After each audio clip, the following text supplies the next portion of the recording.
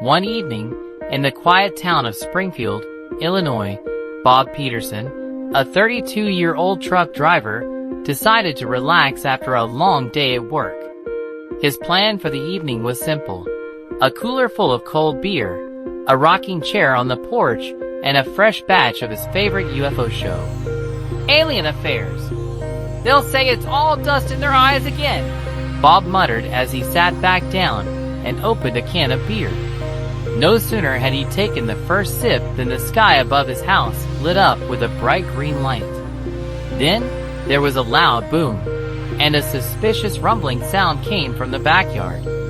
What the hell is that? Bob cursed, grabbing a baseball bat. As he approached the scene, he froze. Right in the middle of his tomato bed stood a small, shiny, disc-shaped object, and next to it, as if it had just come out of a sauna, stood an alien. "Oh, hello," said the alien cheerfully, waving a hand with 6 fingers. "Do you happen to know where the nearest gas station is around here?" Bob froze. The alien was short, no taller than 3 feet, with huge eyes that resembled the saucers of his grandmother's service. He was wearing a t-shirt that read, "I Red Heart Earth," and he was holding a Google Maps map in his hands, which was clearly hovering. "Are you kidding me?" Bob squawked. "Absolutely not," the alien replied. "My name is Zong. I'm from the planet Glurp. Yesterday my GPS broke down and I was stranded here at a party in Las Vegas. But now I'm out of fuel, and there are no gas stations on the map of this planet." Bob didn't know whether to laugh or scream. "Did you come here to get gas? Do you even know you're on Earth?" "Of course I do. By the way, your gasoline is terrible for our engines. You should have seen my friend Guard just spit it out." Zong paused theatrically. "Do you really think we like to kidnap cows?" "No, buddy, we just refuel." At this point, Bob realized he urgently needed a second beer. Bob pulled another can of beer out of the fridge, opened it with a sigh, and went back to the backyard. Zong didn't even seem to notice him leaving. He was now squatting next to one of the tomato bushes, looking at them curiously. "Is this what you eat? Is this some kind of local fruit?" he asked, plucking one tomato and examining it closely. "You're strange, Earthlings. On Glurba, tomatoes are considered fuel for drones, and you eat this?" Bob wrinkled his nose. "They're vegetables, not fuel," he muttered, then hesitated. "Wait a minute, though. Did you say tomatoes could be fuel?" "Of course they can. They're highly acidic. If you process them through our alien engine, you could easily get to the nearest star." Bob looked at his tomatoes, then back at the alien. "So you're telling me you came all this way on tomatoes?"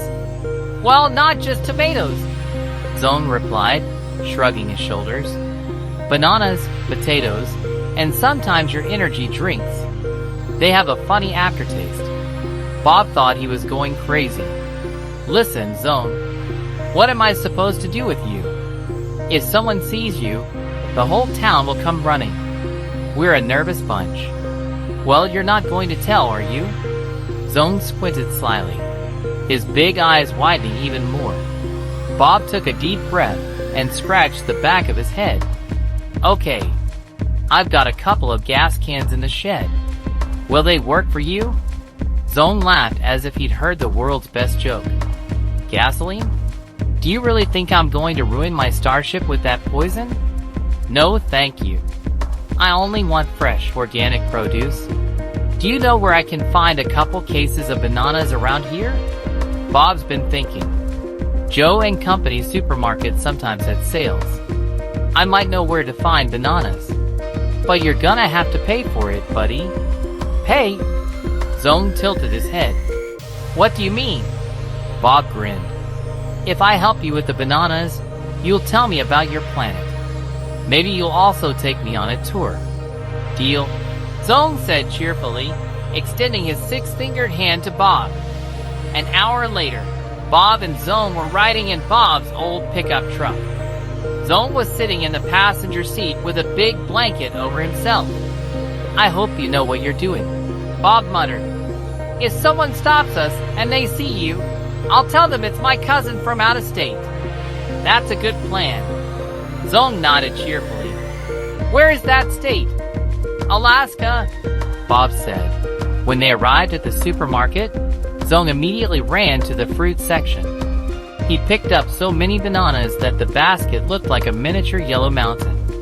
At the checkout counter, the cashier, a young woman named Mary, and looked at Bob suspiciously. "Why do you need so many bananas, Bob?" It's for my brother. He's in the smoothies business, you know?" Mary and shrugged her shoulders. "Okay, but if you see a UFO, let me know. We've seen some strange lights around here lately." Bob felt Zong stirring under the blanket. "Sure thing, Mary Ann. As soon as I see one, I'll let you know right away." When they returned to the backyard, Zong began vigorously loading bananas into his ship. The Starship buzzed, pulsed, and suddenly began to glow with a pink light. "Awesome." Zong jumped for joy. "Now I'll be able to get home." "You haven't forgotten our deal?" Bob reminded him.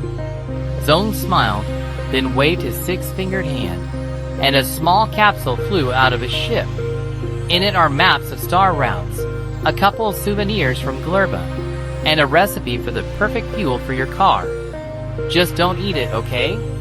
"Thanks, buddy," Bob said, shaking his hand. "If you're ever in our galaxy, let me know. I'll show you the best vacation spots."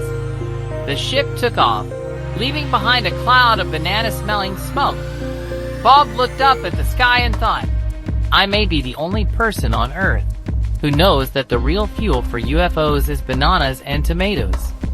Then he went back into the house, got another beer, and turned on his UFO show.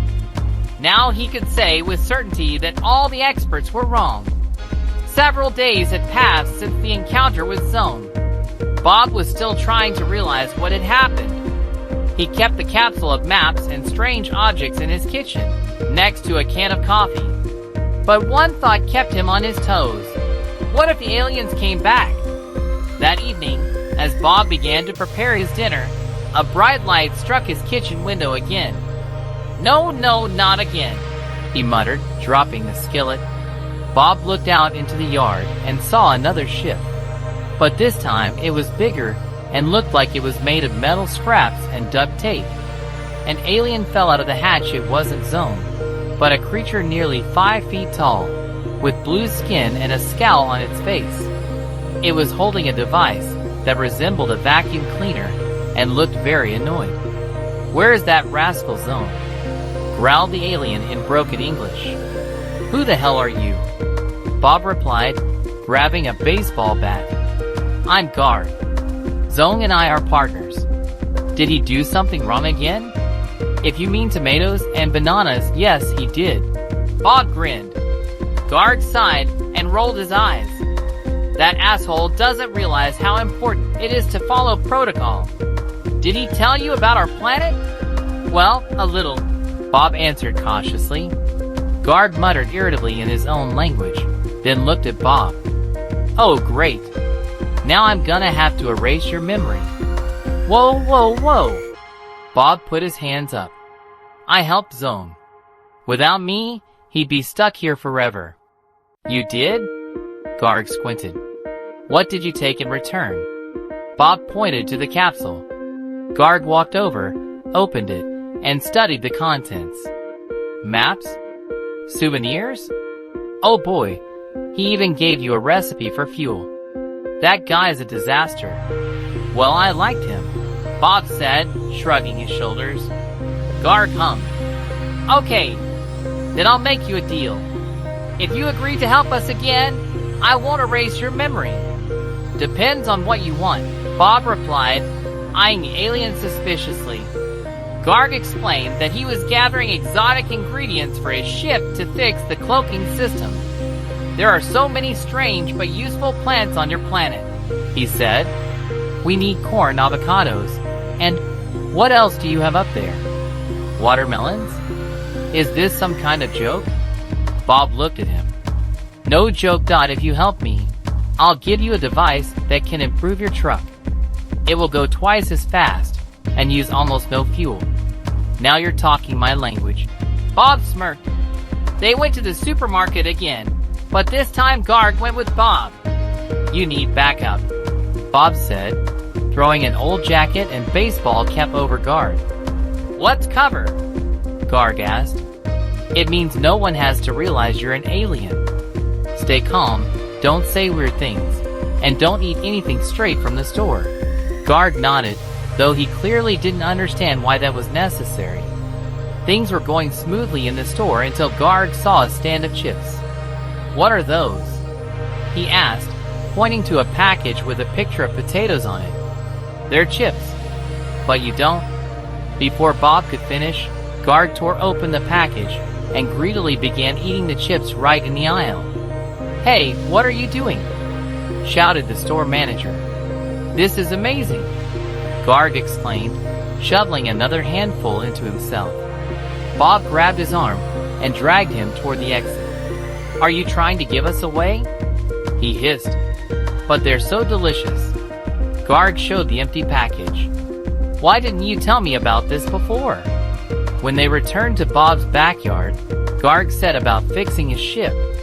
After an hour, he took out a small device that looked like a box with a button and handed it to Bob. This is for your truck. It will be faster and more powerful now. Thank you, said Bob. Are you sure it's safe? Sure, unless you start filling it with soda. What happens if I do? You don't want to find out. Garg grinned. When the ship took off, Bob was alone again. He looked at the device, then at his truck. I guess life will never be the same again, he muttered, and went off to test the new upgrade. Bob installed an alien device on his truck. Surprisingly, it fit perfectly, as if it had originally been made just for this model. Maybe they have a dealership on Glurba? He thought as he tightened the last bolt. Well, let's see what you can do now, Bob said to his truck and, satisfied, started the engine. The engine hummed so powerfully that the ground shook slightly. Wow, Bob said as he stepped on the gas. The truck took off like a rocket. Bob barely had time to grab the steering wheel as his old pickup reached 100 miles an hour in just a few seconds. Wow, he shouted, clutching the seat. It was fun at first, but after a couple of minutes Bob realized that the steering had become too abrupt. The car wasn't turning where he'd planned, and the brakes didn't seem to be working at all.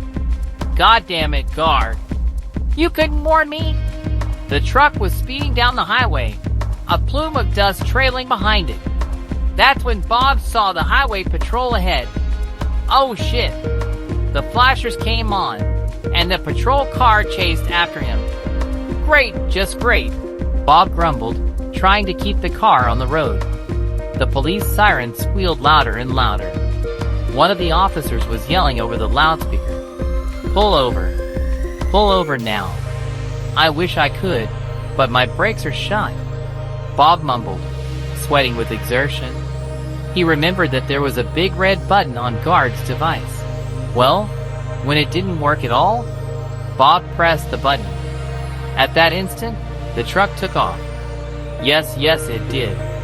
The wheels lifted off the ground, and the truck lifted smoothly into the air. No, not again, Bob shouted, grabbing the steering wheel as if it would make a difference. The cop stopped, climbed out of the car, and stared dumbfounded as the old pickup flew into the sky. As Bob tried to work out the controls, he noticed that the truck was heading toward a field outside of town. Another ship was already parked there. Oh sure, he groaned. As the truck landed softly next to the ship, Zong reappeared from the hatch. Bob! Buddy, how are you? He exclaimed, as if everything was all right. How am I? Bob shouted, climbing out of the car.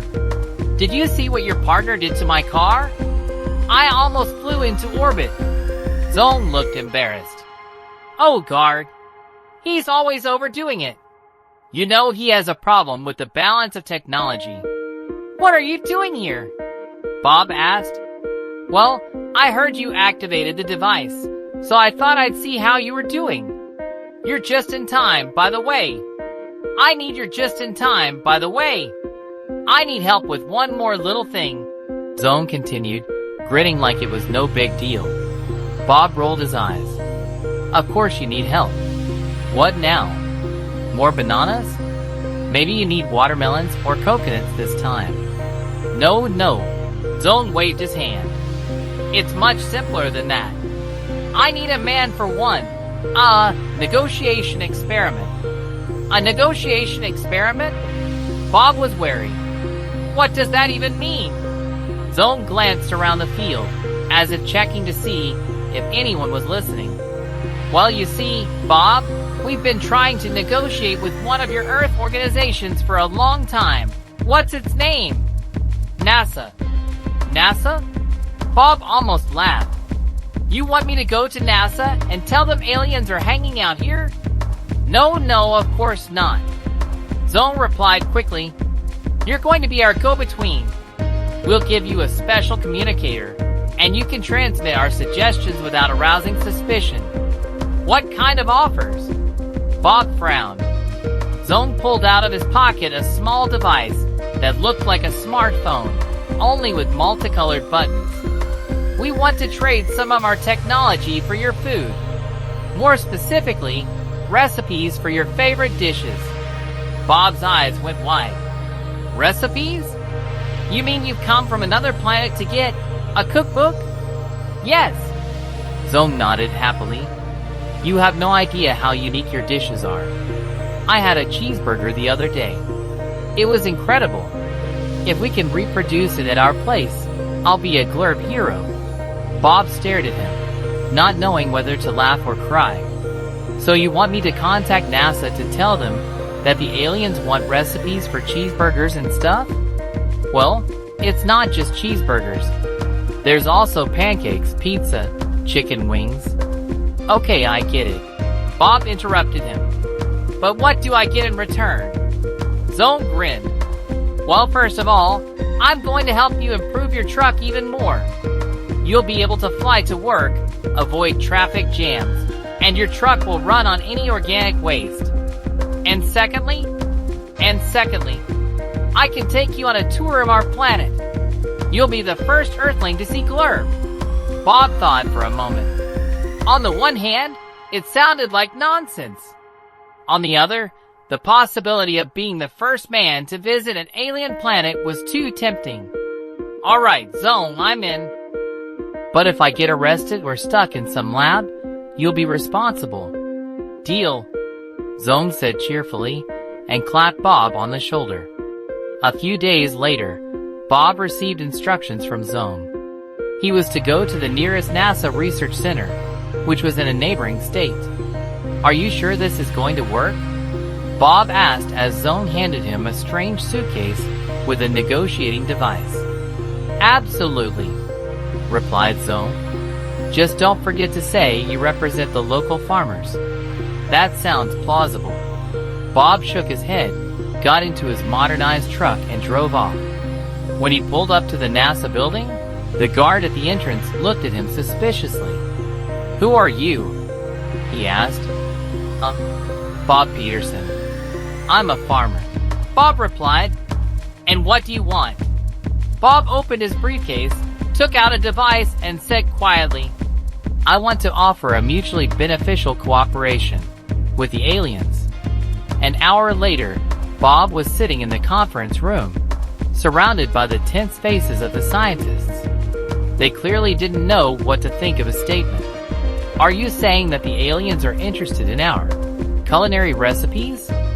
One of the scientists, wearing glasses and a white coat, interjected.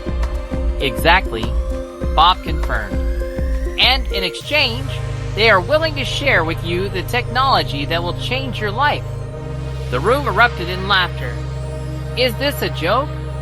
One of the scientists asked, covering her mouth with her hand. Bob sighed. He knew no one would believe him. Okay, he said. pulling another device out of his briefcase. Then maybe you'll be convinced by this. He pressed a button, and a holographic Zong appeared in the middle of the room, waving happily. "Hello, Earthlings," said Zong. "It's me, Zong from the planet Glurp. Who wants to talk about pizza?" There was silence in the room. Oh my God. Someone whispered. "Well, are you ready to talk now?" Bob asked, grinning. "Shall I continue?" Unanswered questions. After a moment's silence, the room erupted in a buzz of voices. The scientists were asking questions. "Is this some new kind of projection? How did you make this hologram? Are you sure this isn't a hoax? Is this creature real?" Holographic Zong raised his hands, urging everyone to calm down. "Dear Earthlings, let's not waste any time. I realize you have many questions, but I suggest we focus on the most important things. For example, how do you make pepperoni pizza so that it doesn't dry out in space? This is crazy," one of the scientists whispered, holding a notebook and frantically writing down everything that was happening. Bob, trying to contain his laughter, leaned over to Zong. "Are you sure this is a normal first impression? You look like a crazy cook." "I build bridges of friendship through food, Bob," Zong replied proudly. "All right, that's enough," said the chief scientist, an older man with gray hair, loudly.